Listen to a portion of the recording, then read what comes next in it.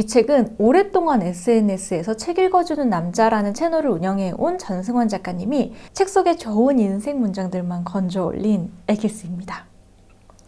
굉장히 공감 능력이 좋으셔서 여러분들 읽으시면서 마음 한쪽이 푹푹 찔리실 거예요.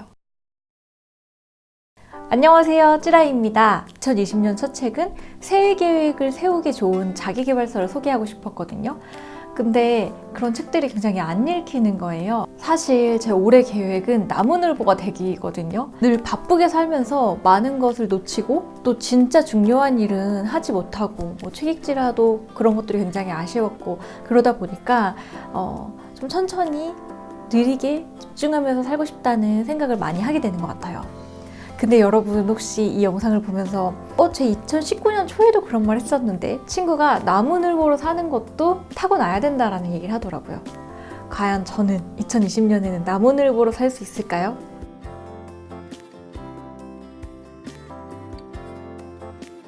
제가 늘 천천히 살겠다라고 마음을 먹고도 그러지 못하는 이유는 제 안 깊은 곳에 있는 불안 때문인 것 같아요. 그래서인지 제가 요즘 밤에 잠을 잘 못 자거든요. 원래는 머리만 대면 자는 편인데 요즘은 자려고 누우면 자꾸 이런저런 생각이 피어오르더라고요. 근데 저만 그런 건 아닌가 봐요. 이 책에 따르면 잠을 못 드는 순간은 뭔가 하고 싶은 게 있는데 잘 안 이루어지거나 미래가 막막하거나 다른 사람에게 못난 모습을 보이는 게 두려울 때라고 해요. 또는 모든 게 잘 되고 있는 시점에서도 이 행복이 깨져버리면 어쩌지? 하고 마음의 빈틈을 불안이 비집고 들어오는 거라고 합니다. 우리가 현재의 모습이 아닌 다른 모습일 수도 있다는 느낌. 우리가 동등하다고 여기는 사람들이 우리보다 나은 모습을 보일 때 받는 그 느낌. 이것이야말로 불안의 원천이다. 이게 점점 풍족해지고 나아지고 있는데도 우리가 계속해서 불안을 느끼는 이유입니다. 지금 가진 것과 현재의 나에 만족하지 말라고, 더 나은 사람이 되라고 사회가 끊임없이 채찍질하고 있기 때문이죠. 전승환 작가님도 이 불안에서 자유롭지 못하다고 고백합니다. 전승환 작가님은 나에게 고맙다, 라이언 내 곁에 있어줘 등으로 베스트셀러 작가가 되었는데요. 내가 정말 다른 사람을 위로할 수 있을까? 내가 그런 자격이 되나? 더 열심히 해야 하는 게 아닌가? 그런 생각이 계속 올라왔다고 해요. 그런데 이렇게 불안이 올라올 때 작가님은 두 가지 방법을 제안합니다. 첫 번째는 여행이나 예술에 몰두한다. 자신이 하찮은 존재라는 생각 때문에 느끼는 불안의 좋은 치유책은 세계라는 거대한 공간을 여행하는 것. 그것이 불가능하다면 예술작품을 통하여 세상을 여행하는 것이다. 근데 우리가 항상 여행을 갈 순 없잖아요. 그럴 때는 두 번째 방법을 쓰는 거죠. 불안을 있는 그대로 받아들인다.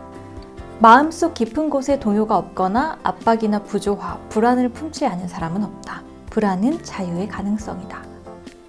사실 말처럼 불안을 받아들이는 게 쉽지는 않겠죠. 하지만 불안을 있는 그대로 데려갈 수 있다면 많은 철학자들이 말한 것처럼 불안이 행복과 성장의 촉매제가 될 수 있습니다. 우리가 롤러코스터를 탈 때 불안하지만 굉장히 즐겁고 짜릿한 것처럼 말이죠.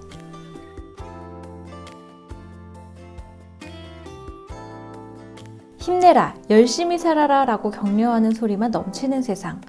이제 사람들은 그런 말로는 참된 힘이 솟지 않아. 나는 도리어 이렇게 말하고 싶어. 힘내지 않아도 괜찮아.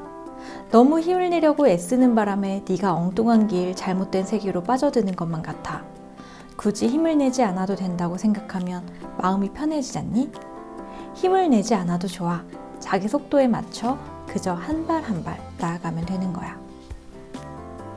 사실 힘내지 말란 말이 좀 뻔한 말 같기는 하지만 내가 진짜 불안했기 때문에 계속 성장하고 싶고 열심히 살고 싶었던 거구나 라고 생각을 하고 나니까 진짜로 좀 힘내지 않아도 괜찮을 것 같다는 생각이 많이 들기 시작했어요. 근데 물론 힘을 내지 않는다는 게 진짜 어려운 일인 것 같아요.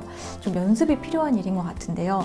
내가 항상 그 불안에 쫓겨서 열심히 살려고 했던 그 관성에 거스르는 일을 해야 되는 거잖아요. 예를 들어 아침에 최대한 늦게까지 자보기, 6시 이후에 일과 관련된 거나 성장을 하려는 어떤 것을 하지 않기, 이런 거 한번 해보세요. 아마 늦잠 잘 수 있는 날인데 이상하게 눈이 빨리 떠지고 또 6시 이후에는 뭘 좀 해야 될지 모르는 똥마려운 강아지처럼 되고 그럴 거예요. 제가 요즘 그렇거든요. 대신 그러면서 다른 사람 신경 쓰지 않고 내가 어디까지 힘내면 되는지, 스스로 어디까지 에너지를 쓰는 게 나를 위한 건지를 한번 생각해 보게 되는 것 같아요. 한 사람이 혼자 낼 수 있는 용기와 힘에는 한계가 있습니다.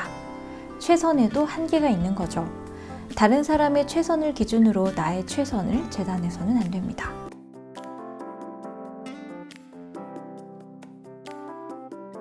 이렇게 제가 에너지를 채우기 위한 시간들을 보내고 있는데요.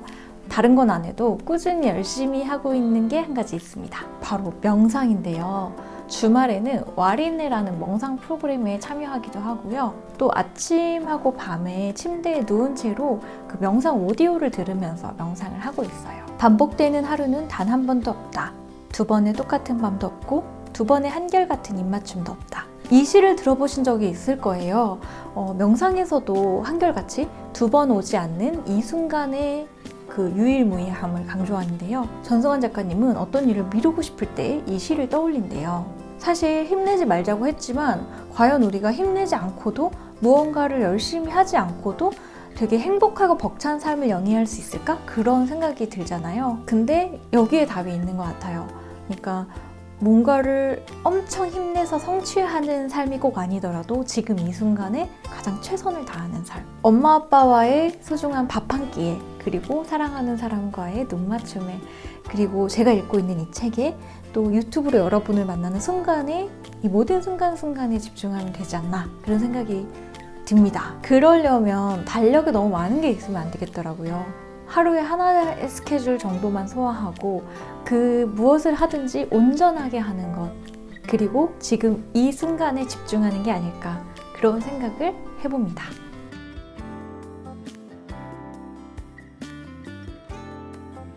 전승환 작가님도 중고등학교 때 책 속에 좋은 글귀를 모으는 걸 좋아했대요. 저도 그랬거든요. 그래서 출판 한 귀퉁이에 좋은 명언을 매일같이 바꿔서 써놓곤 했었는데요.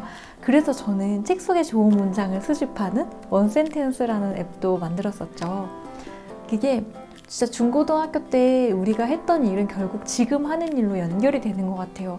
저는 원센텐스도 그렇고 책 읽기라는 일을 하고 있고, 전성환 작가님은 책 읽어주는 남자에서 좋은 책 속에 좋은 글귀를 소개하는 일을 되게 오랫동안 해오신 거죠. 제가 세봤는데 이번 책에 실린 그 책들이 한 113권 정도 되더라고요. 그 책 속에 문장들을 토대로 인문 에세이를 쓰신 건데요. 근데 왜 인생의 책이 아니고 인생의 문장이었냐?